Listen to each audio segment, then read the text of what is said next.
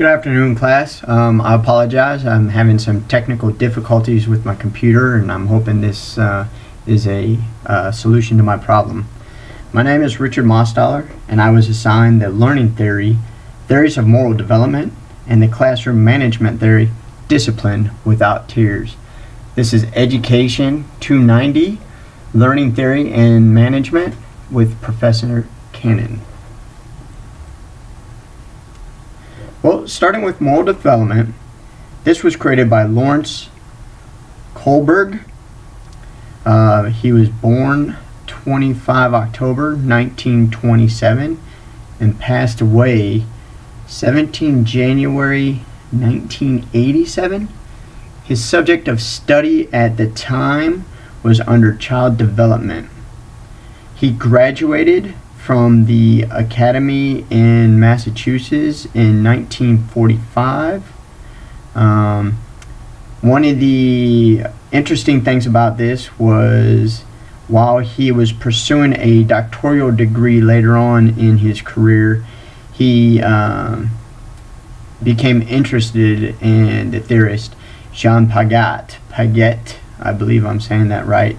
And that's how he fell into the theory of childhood development.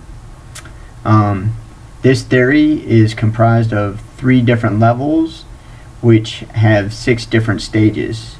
2 stages fall under each level, and we'll be going over those in the next couple slides. Well, level 1 is the pre-conventional, and its 2 respective associated stages are associated there. Stage 1 is obedience and the punishment stage, and stage 2 is referred to as individualism, instrumentalism, and exchange. Well, you might be asking yourself, well, what is obedience and punishment? A good example of that would be a child learning to do the right thing so he or she is not punished. Or even as adults, we follow the law so we don't go to jail. Hence, obedience and punishment. Stage 2, an example is one action's based on it satisfied the needs of doing an action. Kind of like Robin Hood stealing from the rich and giving to the poor. Even though the act is wrong, it is looked as being okay or morally right. These 2 stages, or this level, is more related to the ages of infancy and preschool, where a lot of the learning of things are still occurring. An interesting thing too is with Kohlberg's theory, he associates it not with ages, but like age range, not specific ages, where Piaget's theory used 0 to 2, 2 to 7, 7 to 11, and 11 plus. So moving on, stage 2, or level 2, I'm sorry. Level 2, here we go, is the conventional. It has the 2 different stages here, and one being good boy, good girl, which is stage 3, and stage 4 is the law and order. Addressing the good boy, girl stage is where one finds the interpersonal relationships and will do what is required to secure or maintain their status within the group.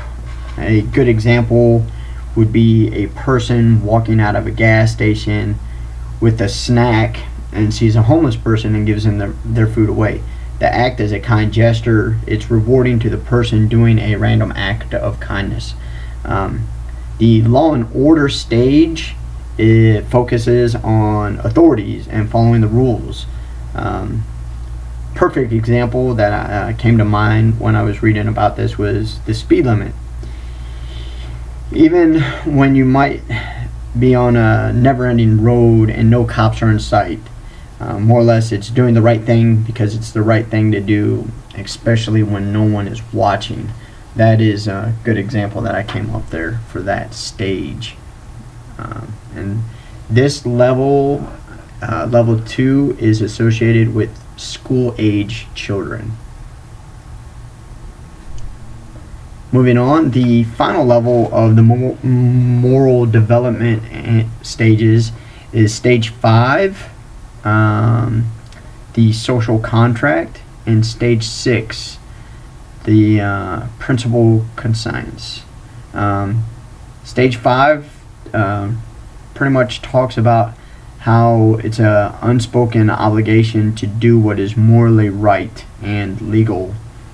Again, an example to kind of go along with that would be being at a gas station and you notice the cash drawer is open, none of the clerks are around, they're in the back, and you don't take any of the money because you know it's wrong and others would suffer from those decisions. So we understand that act would be wrong. Stage 6, it confused me a little bit. It's where a person considers things universally accepted amongst their ethical beliefs or principles. I came up with a pretty good example for this, and it made sense to me. You go with the person violates a law or rule because it's attached to one's own self or beliefs. And again, I'm thinking of speeding. We know it's a law. However, some people, still speed because we feel it's more of a recommendation than a law. Ultimately, if we get caught, you're going to get punished.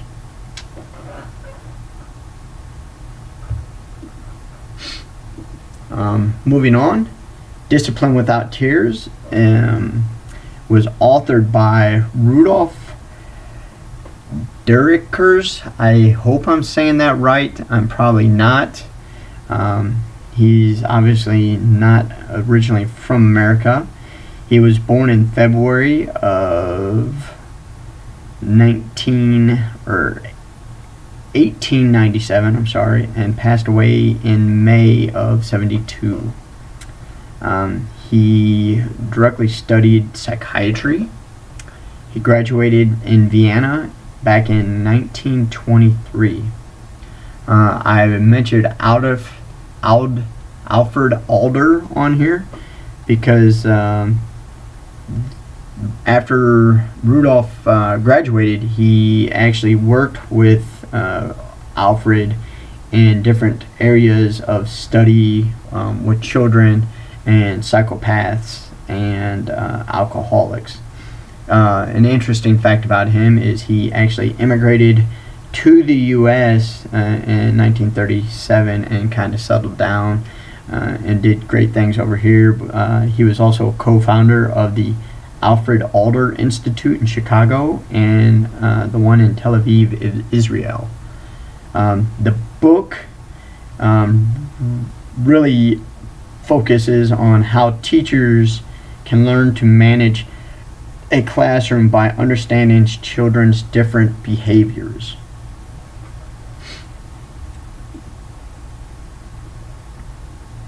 Moving on.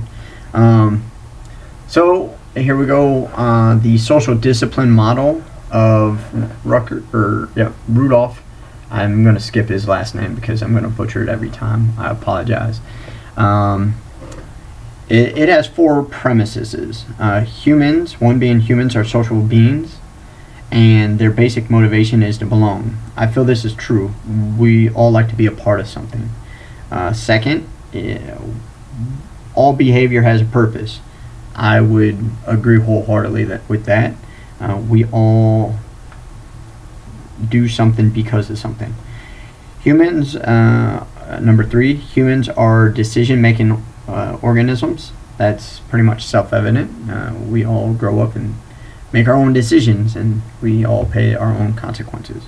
Number 4, humans only perceive reality, and perception may be mistaken by their biases. Again, I believe that is to be true, and perception is that person's reality. So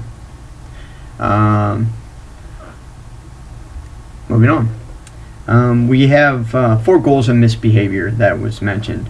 One goal is to gain attention.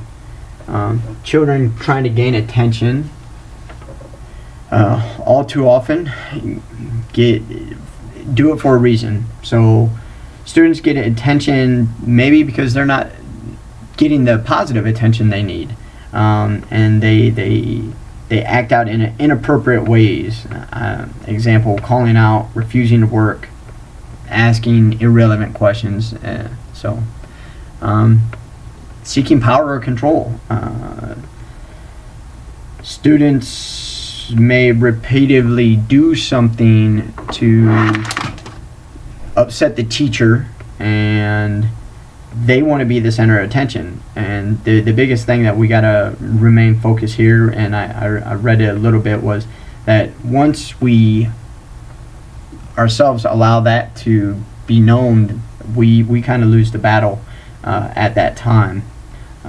Students seeking revenge, again, that's just retaliating against adults. Maybe the teacher before you treated them unfairly, so they're going to take it out on you. Displaying inadequacy, I think we all understand what that means. So these children aren't feeling up to par at that time, and it's our job to kind of help them out and get them back on the straight and narrow. So here we go with our goals, how to help change students and allow them to be more appropriate, ways to belong. One thing is changing the child's motivation. First, before we can change a child's motivation, we have to observe the child in detail. We have to watch them and be cognizant of all the things that's going on to see if we can pick up on some of the stressors that might be going on in their life, so we can better assist them. And I understand we're only with them X hours of the day. However, some of the stressors might be right under our nose, and we just don't know what's happening. And we have to be sensitive to our reactions. All too often, we could get stressed out, whether it be at work, and unfortunately, we might overreact with the children. 4 questions that we always have to ask or be ready. Are they acting out for special attention? Could it be that they want your way and hope you to be the boss? Could it be you want to hurt others as much as they feel hurt by them? And could it be that they just want to be left alone? Maybe they need a timeout. I'm not sure. Here we go. Things that we can do. We need to provide encouragement. Always avoid discouragement. Build on strengths.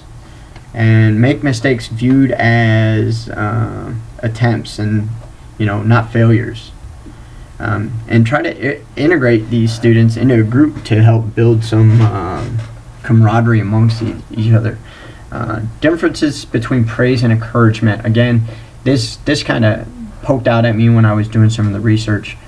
Praise recognizes the actor. Encouragement acknowledges the act. I thought that was pretty good